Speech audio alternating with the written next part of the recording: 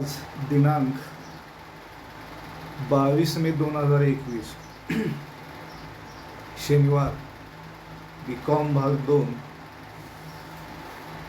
सत्र दुसरे सेमेस्टर 4 समग्र लक्ष्य अर्थशास्त्र किंवा स्थूल अर्थशास्त्र किंवा साकलिक अर्थशास्त्र.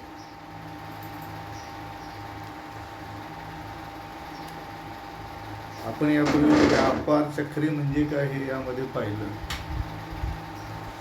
व्यापार चक्रांची अवस्था पाहिल्या, व्यापार चक्रांची वैशिष्ट्ये पाहिली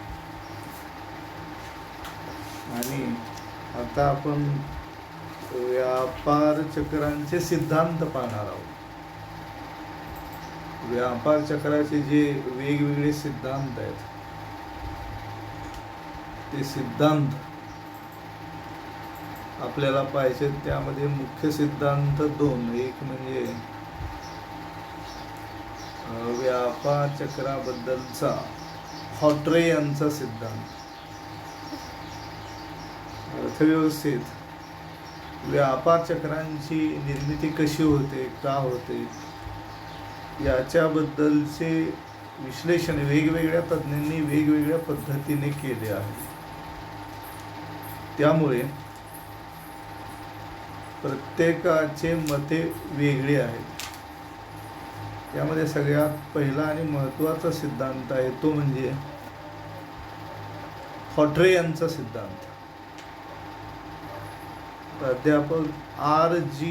हॉटरे यांनी व्यापार चक्राबद्दल आपला जो सिद्धांत सांगितला त्यामध्ये त्यांनी एक महत्त्वाचे विधान केलेले आहे.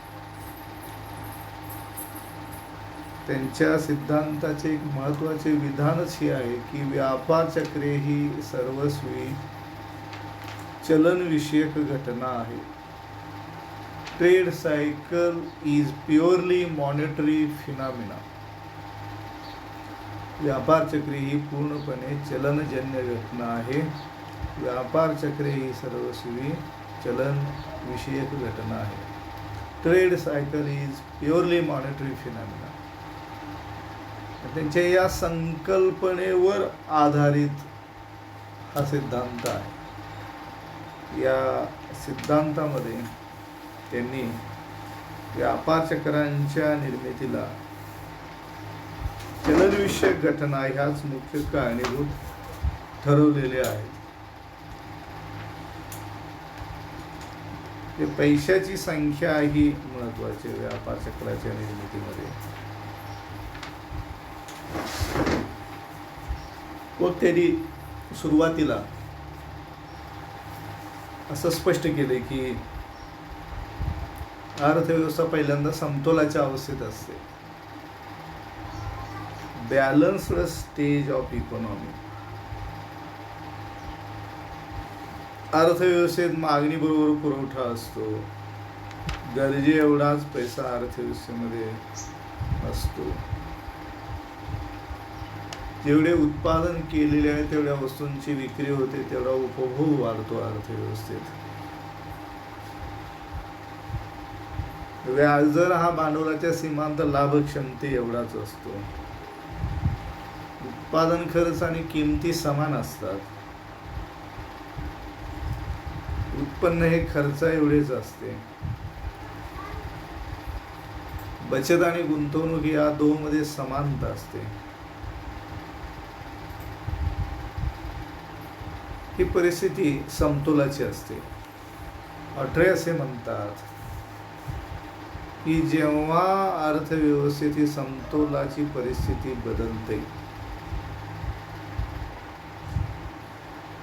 तेव्हा व्यापार चक्र निर्माण होतात. बँकांच्या पतपैशाच्या पुरवठ्यात बदल झाला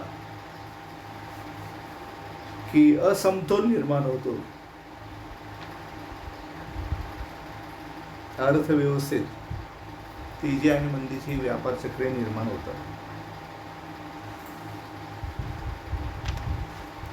यामध्ये हॉटरे यांनी पहिली अवस्था व्यापार चक्राची स्पष्ट केली आहे ती म्हणजे तेजीची अवस्था, स्टेज ऑफ प्रॉस्परिटी और स्टेज ऑफ एक्सपान्शन, तेजीची अवस्था.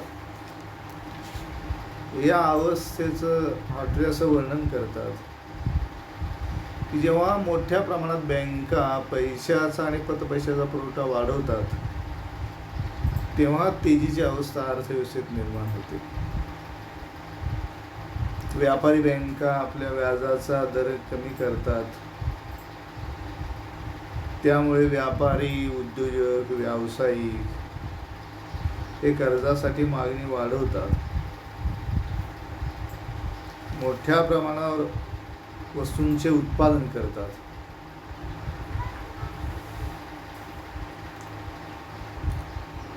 उत्पादन केल्यामुळे कच्च्या मालाला मागणी वाढते. वेगवेगळ्या ठिकाणी कच्चा माल तयार होतो. कच्च्या मालाची मागणी वाढते, त्याचे उत्पादन करणाऱ्यांचे उत्पन्न वाढते, उत्पादन वाढते, रोजगार वाढतो. उत्पादनाची वाढती मागणी पूर्ण करण्यासाठी उत्पादन घटकांची मागणी वाढते. मग त्यांना त्यांचे मोबदले वाढवून द्यावे लागतात पुरेसा पुरवठा होण्यासाठी. उत्पादन घटकांचे मोबदले त्यांना वाढवून द्यावे लागतात. पुन्हा त्यांची मागणी वाढते. अर्थव्यवस्थेत कामगारांची मागणी वाढते. कर्मचाऱ्यांना जर मागणीपेक्षा पुरवठा कमी असेल तर त्यांना जादा वेतनावर नेमावे लागते. रोजगार निर्मिती वाढते, नफा वाढतो उत्पादकांचा. त्यामुळे उत्पादक आपल्या उत्पादनाची शाखा दुसरीकडे सुरू करतात. एका देशातून दुसऱ्या देशात त्यांच्या शाखा सुरू करता येतात त्यांना. मल्टीनॅशनल कंपन्या या पद्धतीने शाखा काढतात किंवा आहे या उत्पादन संस्थेचा विस्तार केला जातो आणि मोठ्या प्रमाणावर उत्पादन केले जाते. उत्पादन घटकांचे उत्पन्न वाढते, उत्पादकांचे उत्पन्न वाढते आणि साहजिकच अर्थव्यवस्थेत मागणी वाढते. तेजीच्या अवस्थेचे वैशिष्ट्य म्हणजे तेजीच्या अवस्थेत विविध वस्तू आणि सेवांना मोठ्या प्रमाणावर मागणी वाढते, उत्पादन घटकांना मागणी वाढते, नफा वाढतो, पुन्हा गुंतवणूक वाढवली जाते. बँका पुन्हा उद्योजकांना, उद्योग व्यावसायिकांना कर्ज पुरवठा करतात. अर्थव्यवस्थेत एकूण पैशाचा पुरवठा वाढतो, खरेदी विक्रीचे व्यवहार वाढतात. तेजीची अवस्था यावेळी स्वयंचलित रूप धारण करते. मग अर्थव्यवस्थेच्या एका क्षेत्रातील तेजी दुसऱ्या क्षेत्रात प्रवेश करते. समजा उद्योगधंद्यात तेजी आलेली आहे तर ती शेतीमध्ये जाते, सेवा क्षेत्रात प्रवेश करते. हळूहळू अर्थव्यवस्थेची सगळी क्षेत्रे ती व्यापते. तेजी एका क्षेत्रातून अर्थव्यवस्थेच्या दुसऱ्या क्षेत्रात जाते, गुंतवणूक वाढते, नफा वाढतो, तो आणखी गुंतवला जातो. अधिक नफा मिळवण्याच्या हेतूने आणखी उत्पादन वाढवले जाते. शेअर बाजारामध्ये गुंतवणूक वाढते, रोखे बाजारात गुंतवणूक वाढते आणि त्यामुळे हळूहळू मोठ्या प्रमाणावर उत्पादन होते. उत्पादन वाढ, उत्पादकता वाढ, नफा वाढ, उपभोगात वाढ, कच्च्या मालाच्या मागणी, उत्पादन घटकांच्या मोबदल्यात वाढ. हळूहळू अर्थव्यवस्था कळसाला पोहोचते, तेजीचे अतिउच्च शिखर गाठते आणि याला कारण म्हणजे बँकांनी पैशाचा पुरवठा वाढवलेला असतो. बँकांनी पतविस्ताराचे धोरण स्वीकारलेले असते. ट्रेडचे विधानच आहे सिद्धांताचे. Trade cycle is purely monetary phenomena, चलनविषयक घटना. हे सगळं घडतं याला कारण म्हणजे पैशाच्या पुरवठ्यातील वाढ. बँका आणि वित्त संस्था पैशाचा पुरवठा वाढवतात, पतपैशाचा पुरवठा बँका वाढवतात आणि अर्थव्यवस्थेतील तेजीची अवस्था गतिमान बनते, ती स्वयंचलित होते. पण हळूहळू बँकांना जाणवते की आपण दिलेली कर्जे म्हणजे मोठ्या प्रमाणावर उत्पादन तर झालंच, झालेलं उत्पादन तेवढ्या प्रमाणात त्याची विक्री होत नाही. बँकांचे कर्जाच्या परतफेडीचे हप्ते लांबतात. म्हणून बँकांच्या असं लक्षात येते की आपण दिलेली जी कर्ज आहेत ती कर्ज त्यांच्या परतफेडीची व्यवस्था लवकर होत नाही, आणि त्यामुळे बँका की त्यांचं कर्ज देण्याचं प्रमाण थोडं कमी करतात. त्यामुळे त्यांच्या अर्थव्यवस्थेतील पैशाचा पुरवठा कमी होतो. कमी प्रमाणावर कर्ज पुरवठा देतात, कमी प्रमाणात पतनिर्मिती करतात. त्यामुळे हळूहळू व्याजाचे दर वाढतात, कर्जे महाग होतात आणि त्यामुळे कर्जाला मागणी कमी होते. त्यामुळे पतनिर्मिती, पतपुरवठा कमी होतो.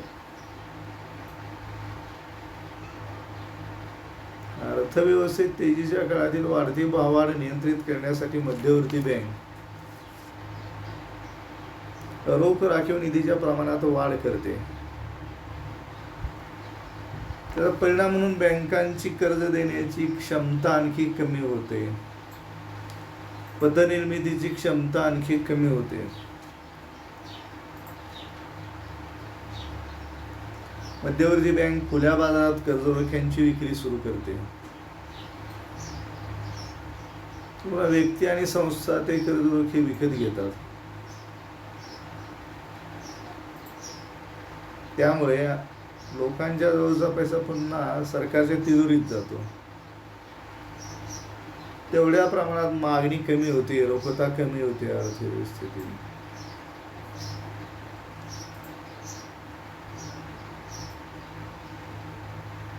त्यामुळे उद्योगधंद्यांचा विस्तार आणखी संकुचित होतो. मध्यवर्ती बँक पतनियंत्रणाची संख्यात्मक व गुणात्मक साधने वापरते. बँक क्रेडिट या ठिकाणी मध्यवर्ती बँक दराचे प्रमाण नियंत्रित करते. कर्ज व तारण यातील अंतर वाढवते, बँक दर वाढवते, पतनिर्मिती कमी होते, पैशाचा पुरवठा कमी होतो, किमती कमी व्हायला लागतात. किमती कमी व्हायला लागले की नफा कमी होतो व्यापाऱ्यांचा आणि उत्पादकांचा. नफा कमी झाला की ते उत्पादन कमी करतात, मागणी कमी झाली की उत्पादन कमी करतात. त्यामुळे उत्पादन घटकांना मिळणारे मोबदले कमी होतात. लोक कर्जाचे हप्ते परतफेडीसाठी आपला माल, स्टॉक केलेला उत्पादन कमी किमतीला सुद्धा विकतात. अशा रीतीने अर्थव्यवस्था हळूहळू घसरणीला लागते. यालाच इंग्रजीमध्ये रेसेशन असे म्हणतात. तेजीची अवस्था म्हणजे प्रॉस्परिटी, एक्सपान्शन, ही रिसेशनची अवस्था. अर्थव्यवस्था हळूहळू घसरणीला लागते. मागणी कमी, उत्पादन कमी, उत्पन्न कमी, रोजगार कमी, उत्पन्न कमी, गुंतवणूक कमी, नफा कमी, खर्च कमी, व्याजाच्या दरातील वाढ, कर्जाची परतफेड,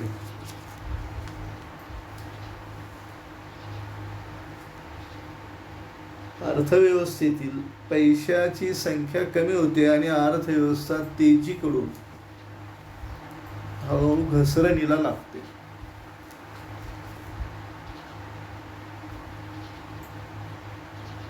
यात काही कालावधी जातो, काही महिने जातात, काही वर्ष जातात आणि घसरणीला लागलेली अर्थव्यवस्था कधी तळ गाठते हे समजत नाही लवकर. घसरणीला लागलेली अर्थव्यवस्था तळ गाठते तेव्हा त्याला मंदी असे म्हणतात. तिसरी अवस्था तेजी, घसरण. आता मंदीची अवस्था डिप्रेशन. डिप्रेशन म्हणजे मंदी.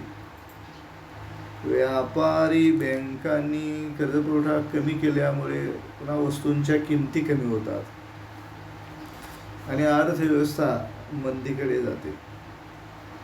मंदीमध्ये मागणी कमी होते, त्यामुळे कर्जाला मागणी कमी होते, त्यामुळे कामगारांची मागणी कमी होते, कच्च्या मालाची मागणी कमी होते, उत्पादन घटकांना असणारी मागणी कमी होते, त्यामुळे त्यांना मिळणारे मोबदले कमी होतात.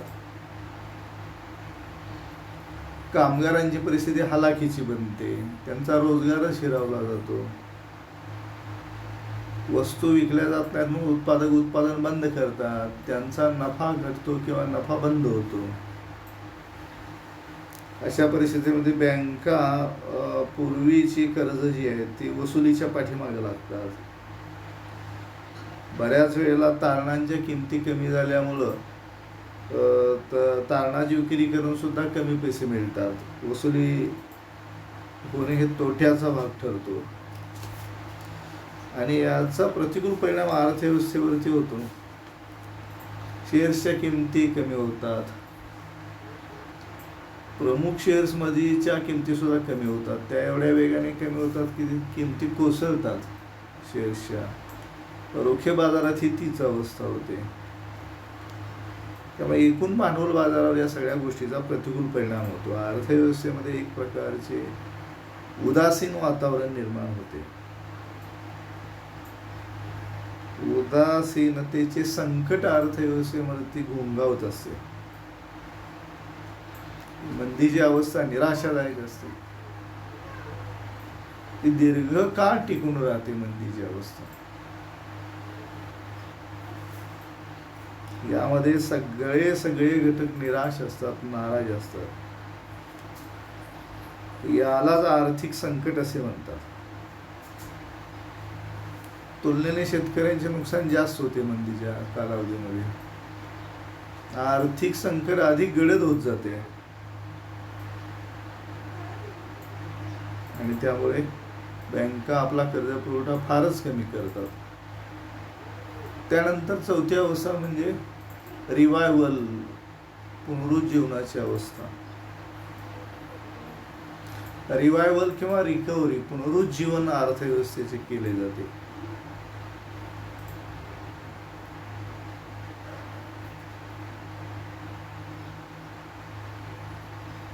मंदीच्या काळात बँका आपली जुनी कर्जे वसूल करण्याच्या प्रयत्नात राहतात. त्यामुळे कमी किमतीला माल विकण्याची स्पर्धा उद्योजकात सुरू होते. त्यामुळे आणखी मालाच्या किमती कमी होतात. मार्केटमध्ये मालाचा पुरवठा प्रमाणापेक्षा जास्त होतो, मालाच्या किमती कमी होतात. कमी किमतीत माल विकला जातो आणि पुन्हा बँकांची कर्ज त्यातनं भागवली जातात.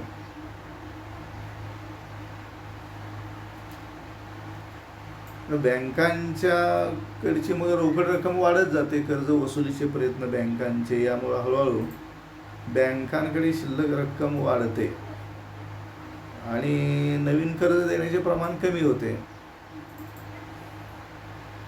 त्यामुळे बँकांकडे पैसा शिल्लक राहतो, बँकांच्याकडे पैसा निष्क्रिय स्वरूपात शिल्लक राहतो.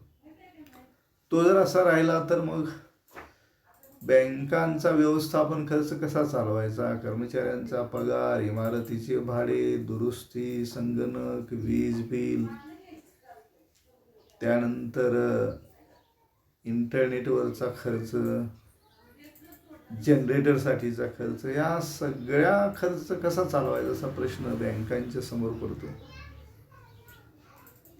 आणि मग अर्थव्यवस्थेत बँका निष्क्रिय स्वरूपात पैसा जास्त काळ ठेवू शकत नाही. त्यामुळे बँका आपले व्याजदर कमी करतात आणि उद्योजकांना कर्ज घेण्यासाठी वेगवेगळ्या योजना ते नव्याने आखतात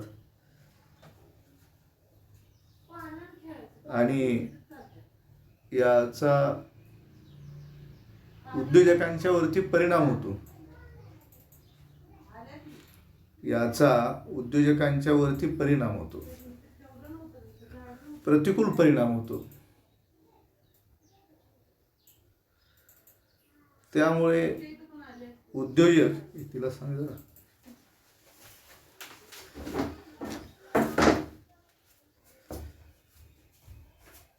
बँका कर्जावरील व्याजदर कमी करतात आणि त्यांना कमी व्याज दराने का होईना कर्ज द्यायचे असतात बँकांना, कारण ठेवीवरचे व्याजदर द्यायचे असतात.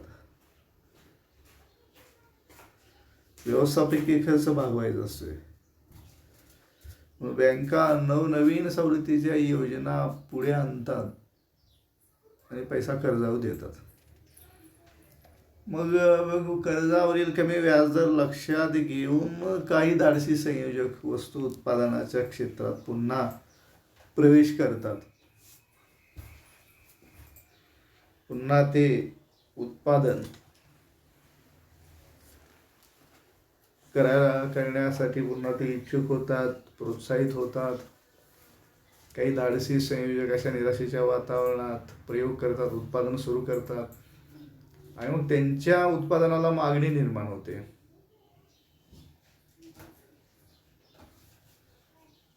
आणि मग त्यांचे धाडस यशस्वी होते.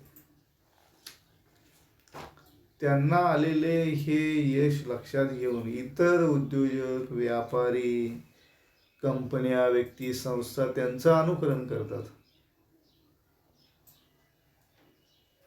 आणि त्यामुळे अर्थव्यवस्थेत एकंदर मागणी वाढते, उत्पादन घटकांना मागणी वाढते.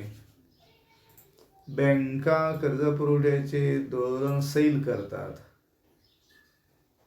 पतविस्ताराचे धोरण बँका स्वीकारतात आणि त्यामुळे सार्वत्रिक पुन्हा अर्थव्यवस्था पुनरुज्जीवनाकडे वाटचाल करते. अर्थव्यवस्थेच्या विविध क्षेत्रात पुन्हा गुंतवणूक वाढते,